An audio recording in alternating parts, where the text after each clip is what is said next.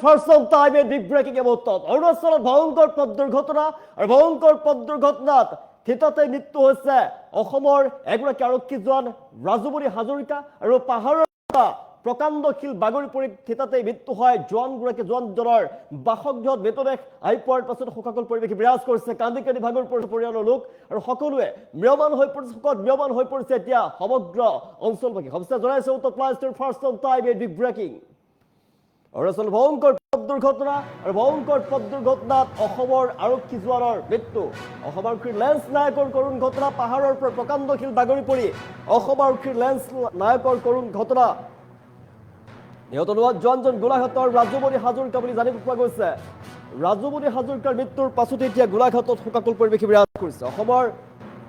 আৰক্ষী এগৰাকী ৰাজুমণি হাজৰিকা বমডিলাৰ পৰা ৰাজুমণি সহ পত্নী সন্তান আহি আছিল চেৰগাঁও অভিমুখে হঠাৎ পাহাৰৰ পৰা প্ৰকাণ্ডশীল বাগৰি পৰে চলন্ত বাহনখনৰ ওপৰত আৰু তাৰ পাছতেই ৰাজুমণি হাজৰিকাৰ মৃত্যু হয় অকাল মৃত্যু সাৱটি ল'লে এগৰাকী অসম আৰক্ষীৰ জোৱানে নিহত জোৱানজন গোলাঘাটৰ ৰাজুমণি হাজৰিকা বুলি চিনাক্ত কৰা হৈছে পাহাৰৰ পৰা প্ৰকাণ্ডশীল বাগৰি পৰি কৰুণ মৃত্যু সাৱটিলে ৰাজুমণিয়ে অৰুণাচল ভয়ংকৰ পথ দুৰ্ঘটনা পাহাৰৰ পৰা প্ৰকাণ্ডশীল বাগৰি পৰি অসম আৰক্ষীৰ লেন্স নায়ক এগৰাকী ৰাজুমণি হাজৰিকাৰ মৃত্যু হৈছে বমডিলাৰ পৰা চেৰগাঁও অভিমুখে আহি আছিলে ৰাজুমণি অৰ্থাৎ পাহাৰৰ পৰা প্ৰকাণ্ডশীল বাগৰি পৰে চলন্ত বাহনখনত গুৰুতৰভাৱে আঘাতপ্ৰাপ্ত হৈ থিতাতে কৰুণভাৱে মৃত্যুক আঁকোৱালি ল'ব লগা হয় জোৱানজনে দুৰ্ঘটনাৰ পৰা কথমপি প্ৰাণ ৰক্ষা পত্নী আৰু 2 সন্তানৰ জোৱানজনৰ পাৰ্থিৱ শৰীৰ চাৰিদুৱাৰ আৰক্ষী থানালৈ লৈ অনা হয় তাৰ পিছত অন্তিম শ্ৰদ্ধাঞ্জলি জ্ঞাপন কৰা হয় আৰু ঘটনাৰ পাছতে এতিয়া সমগ্ৰ অঞ্চলজুৰি শোকৰ ছাঁ পৰিছে বাসগৃহত শোকাকুল পৰিৱেশে বিৰাজ কৰিছে সমগ্ৰ অঞ্চলজুৰি এতিয়া শোকাকুল পৰিৱেশে বিৰাজ কৰা দেখিবলৈ পোৱা গৈছে অৰুণাচলত ভয়ংকৰ পথ দুৰ্ঘটনাত কৰুণ মৃত্যু অসম আৰক্ষীৰ লেন্স নায়ক এগৰাকী ৰাজুমণি হাজৰিকাৰ অকাল মৃত্যুৰ পাছতে এতিয়া শোকত ভাগি পৰিছে পৰিয়ালবৰ্গ হাহাকাৰ শোকত ম্ৰিয়মান হৈ পৰিছে পৰিয়ালবৰ্গ নিহত জোৱানজন গোলাঘাটৰ ৰাজুমণি হাজৰিকা আমি দৃশ্যাংশ দেখিছোঁ এগৰাকী আৰক্ষী জোৱান অৰুণাচলত ভয়ংকৰ দুৰ্ঘটনাত পতিত হৈ পৰে অৰুণাচলত ভয়ংকৰ পথ দুৰ্ঘটনাত পাহাৰৰ পৰা প্ৰকাণ্ডশীল বাগৰি পৰে অসম আৰক্ষীৰ লেন্স নায়কৰ সৈতে শোকাবহ ঘটনা সংঘটিত হয় আৰু অসম আৰক্ষীৰ এগৰাকী জোৱানৰ মৃত্যুৰ পাছত এতিয়া শোকত ম্ৰিয়মান হৈ পৰিছে তেওঁৰ গোলাঘাটৰ তেওঁৰ বাসগৃহত শোকাকুল পৰিৱেশে বিৰাজ কৰিছে আৰু গোলাঘাট আৰক্ষীৰ মাজত শোকাকুল পৰিৱেশে বিৰাজ কৰিছে এগৰাকী লেন্স নায়কৰ মৃত্যু হৈছে অসম আৰক্ষীৰ লেন্স নায়ক এগৰাকী ৰাজুমণি হাজৰিকা অৰুণাচলত ভয়ংকৰ দুৰ্ঘটনাত পতিত হৈ পৰে অসমৰ জোৱানগৰাকী পাহাৰৰ পৰা প্ৰকাণ্ডশীল বাগৰি আহিছিলে শিল বাগৰি পৰি অসম আৰক্ষীৰ এগৰাকী লেন্স নায়কৰ কৰুণ মৃত্যু হয় দৃশ্যাংশ দেখুৱাইছোঁ থানালৈ লৈ অনা হয় থানাত তেওঁক শ্ৰদ্ধাঞ্জলি জ্ঞাপন কৰা হয় সন্মান জনোৱা হয় তাৰ পাছতেই বাসগৃহলৈ নশ্বৰ দেহ লৈ যোৱা হয় আৰু সমগ্ৰ অঞ্চলজুৰি শোকৰ ছাঁ পৰিছে নিহত জোৱানজন গোলাঘাটৰ ৰাজুমণি হাজৰিকা আৰু বমডিলাৰ পৰা তেওঁ আহি আছিলে বমডিলাৰ পৰা চেৰগাঁও অভিমুখে আহি আছিলে ৰাজুমণি হঠাৎ পাহাৰৰ পৰা প্ৰকাণ্ডশীল বাগৰি পৰিলে চলন্ত বাহনৰ ওপৰত প্ৰকাণ্ডশীল বাগৰি পৰিলে কিমান মৰ্মান্তিক ঘটনা অনুমান কৰক গুৰুতৰভাৱে প্ৰথমে আঘাতপ্ৰাপ্ত হৈছিলে তাৰ পিছতে থিতাতেই কৰুণ মৃত্যু সাৱটি ল'লে জোৱানগৰাকীয়ে দুৰ্ঘটনাৰ পৰা তেওঁৰ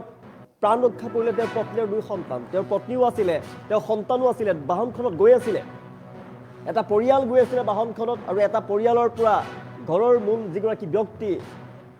ৰাজুমণি হাজৰিকাৰ অকাল মৃত্যু ঘটিলে কিমান মৰ্মান্তিক আপুনি অনুভৱ কৰক আৰক্ষী থানালৈ অন্তিম শ্ৰদ্ধাঞ্জলি জ্ঞাপন কৰা আৰক্ষী থানাত লৈ অনা হয় এগৰাকীৰ পাৰ্থিৱ শৰীৰ